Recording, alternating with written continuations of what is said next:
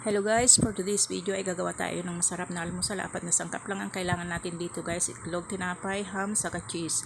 Magpainit na tayo ng kawali, tapos lagyan natin ng margarine. At magbit na rin tayo ng itlog, tapos ilagay natin dito, buhos natin dito.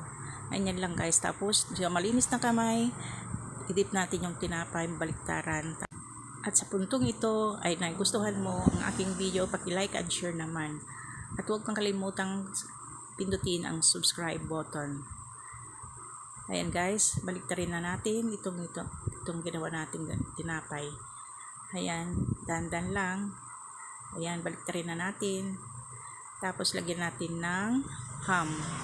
At para maging masarap pa, lagyan rin natin siya ng cheese. Sana may natutunan na naman kayo sa aking video. Salamat sa panonood at huwag sana kayong magsasawa guys sa panonood sa mga na-upload ko. Ayan guys, i-fold na natin. Ganyan. Ayan, luto na siya guys. Pwede na kayong kumain. Thank you for watching again and God bless everyone. Please support my YouTube channel, Estrella Vlog. Huwag sana kayong magsawang manood dahil marami pa akong may ipapakita sa inyo.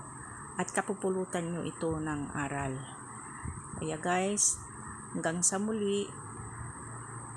Sana subaybayan nyo palagi ako sa aking mga i-upload.